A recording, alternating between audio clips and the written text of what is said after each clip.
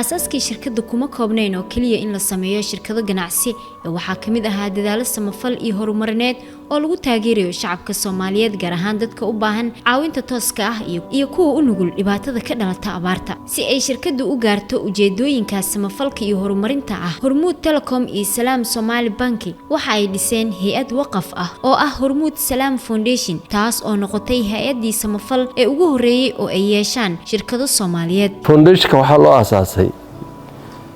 inuu baahiyaha shucuubta u ka jawaab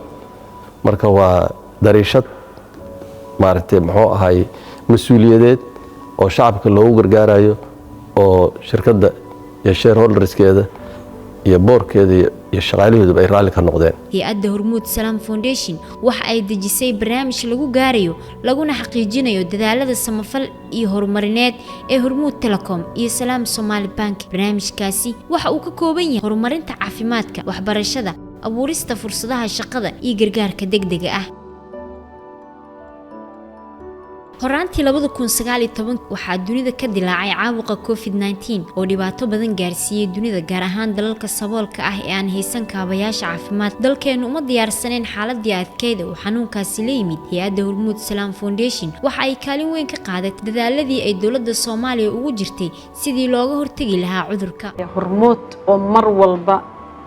na garab taagan saad la socotaan magaalada madaxdan aan joogno cudurka markuu dilaacay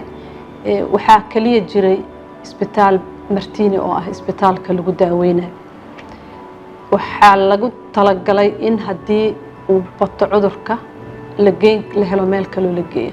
meeshaas loo dooray waxay tahay isbitaalka Banaadir afar qayb oo kamid ah waxaa dhistay oo yacni dib u habeyn fiican ku sameysay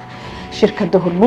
Hormuud waxay kaloo ka qaadatay gurmadka degdega ah oo ambulance dib u dhiska afar qaybood ee isbitaalka Banaadir oo qaadi kara 212 sariir oo loogu talagalay in lagu la tacaalo kaanada caabuqa COVID-19 dhismaha warshad oxygen oo soo saari karta maalintii 144 haamood oo nooca 50 kiilo qaadka ah warshadaas waxaa ku baxday qarash ka badan $600,000 oo dollarka Mareykanka ah sidoo kale hay'addu waxa ay bixisay qarashka ku baxa howlgalka warshada isbitaalka dadweynaha ee Martiini iyo Banaadir Hospital waxa ay geysay 2500 oo haamood oo oxygen ah kuwaasi oo si bilaash ah bukaanada loogu adeegayay waxaan abuurnay short code loo yaqaan 449 ay dadka wacayeen markaas oo si bilaash ah dadka ku soo wacayeen waxaan ka caawinay wasaaradda caafimaadka sameynta iyo hirgelinta xarunta wicitaanka dadweynaha taas oo ay soo wacayeen dadka si ay dhakhaatiirta iyo shaqaalaha caafimaadka ay u baahan yihiin loogu xiro Hormuud Salaam Foundation waxa ay fulisay nidaam wacyigelineed oo fariimaha COVID-19 lagu xirayo dhammaan mobilada dhinaca gobolada hay'addu waxay isbitaalka Kismaayo ugu deeqday ambulance loogu talagalay gurmad degdeg ah oo loo fidiyo bukaanada uu haleelo COVID-19 Hormuud Salaam Foundation waxa ay qaybta kaliyaha lagu dhaqo ee isbitaalka Daarusalaam Hospital ee deegaanka Daarusalaam ugu deeqday 5 mishiin oo ah kuwa kaliyaha lagu dhaqo kuwaasi oo ay ka soo iibisay dalka Jarmalka iyadoo oo bukaanada u kaliya dhaqida si bilaash ah loogu daweeyo intaasna waxa dheeraa hay'addu waxa ay guud ahaan isbitaalada dalka ka taageertay dhinacyada qalabeynta sida iibinta qalabka shaybaarka matoorada dabka dhaliya sariiraha shidaalka iyo daawooyinka qaarkood si gaar ah si ay xilliyada ay dilaacaan cudurrada faafa sida shuban biyood tusaale ahaan 2022 hay'adda Hormuud Salaam Foundation waxay isbitaalka Banaadir ugu deeqday 10 sariir oo ah nooca lagu koriyo ilmaha dhasha iyagoo aan bila dhamaysanin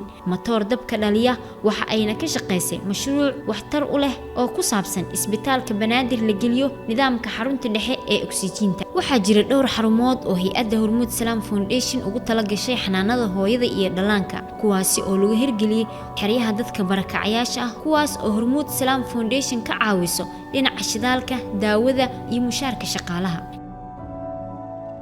dhinaca horumarineed waxbarashada hay'adda Hormuud Salaam Foundation waxa ay fulisay dhowr mashruuc oo ku saabsan fududeynta waxbarashada dadka danta yar tusaale ahaan waxa ay hirgelisay isla markaana joogteysay iskuulada dadka aragala ee Al Nuur oo ay dhigtaan kana aflixeen arday badan dugsiga Bruj ee farsamada oo ah iskuul qaabilsan xirfadda ujeedada iskuulkan waa inuu soo saaro arday xirfadlayaal ah oo u kala baxa dhismaha alxanka birta farsamada korontada iyo dhameystirka guryaha 60% ardayda ka qalin jabisay dugsiga Bruj ee farsamada waxaa shaqaaleeyay shirkadda dhismaha ee Bruj 40% ka soo harayna waxaa qaatay shirkadaha dhismaha ee dalka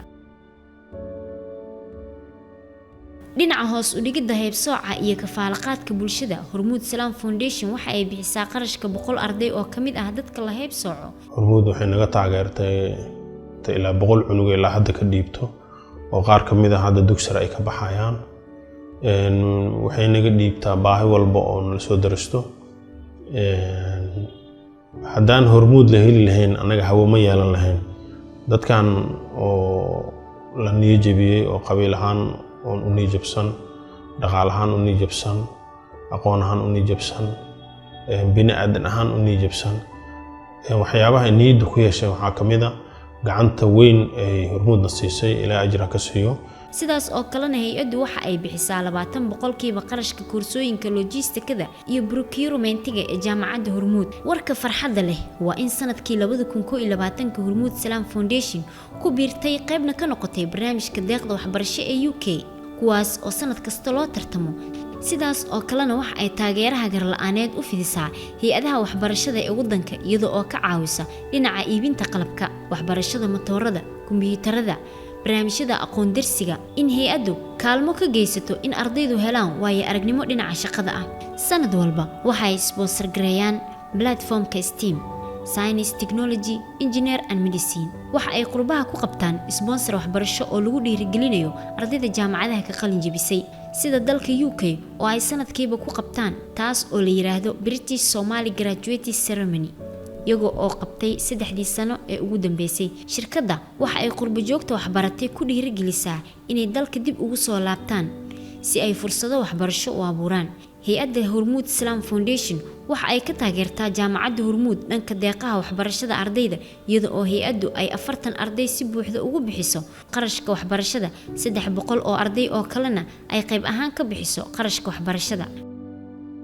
Hormuud Salaam Foundation waxa ay ka fulisaa dhammaan gobolada dalka iyo magaalooyinka barnaamij maalgelineed oo bilaash ah maalgelintaas oo la siiyo ganacsatada danta yar si gaar ah dumarka hay'adda Hormuud Salaam Foundation waxa ay ganacsatada yaryar ku maalgelisay in ka badan 1 milyan oo dollar hay'adda Hormuud Salaam Foundation si ay u sii dardargeliso shaqo abuurka iyadoo oo kaashanaysa shirkadaha ka howlgala logistikada ee Rakaab waxay sanadkan 2022 ka bilowday barnaamij shaqo abuur ah oo 1,000 qof loogu abuurayo shaqo barnaamijkaas wuxuu socon doonaa dhowr sano waxaana ka faa'iideysan doona dhalinyarada dalka dhammaan barnaamijyada shaqo abuurka ah ee hay'adda Hormuud Salaam Foundation ay bixiso waa kuwa qeyri ah oo aanay hay'addu ka raadinaynin wax macaash ah sidoo kale hay'adda Hormuud Salaam Foundation waxa ay arrimaha shaqo abuurka dhalinyarada kala shaqeysaa shirkadaha maxalliga ah iyo hay'adaha barnaamijyadaasi sida barnaamijyada xirfadaha qaar sida dhartolida hay'addu waxa ay kaloo ay ku howlan tahay diyaarinta akademiyada lagu barto culuumta kombiyuutarka ee casriga ah sida programminta iyo creative designinka hay'adda Hormuud Salaam Foundation waxa ay xil weyn iska saartay gargaarka degdega ah sida abaaraha fatahaadaha caawimaadda qaxootiga iyo wixii la mid ah guud ahaan hay'addu waxay ku bixisay howlahaas sidii loo aasaasay lacag kor u dhaafaysa 5 milyan oo dollar dabdamiska kadib markii ay bateen dababka isla markaana ay dad badan ku hanti beeleen ayaa waxay shirkadda Hormuud Telecom aasaastay dabdamiska sanadkii 2009 dabdamiska maanta wuu 12 jirsaday waxaana ka shaqeeyay 26 qof oo mushaarkoodu si dhameystiran u bixiso hay'adda Hormuud Salaam Foundation waxaana u shaqeeyay 8 gaadiid 4 booyadeed iyo gaadiid kale oo caawiya celcelis ahaan sanadkii waxa ay u damiyaa wax ka badan 100 dab oo ka kaca qaybaha kala duwan ee magaalada Muqdisho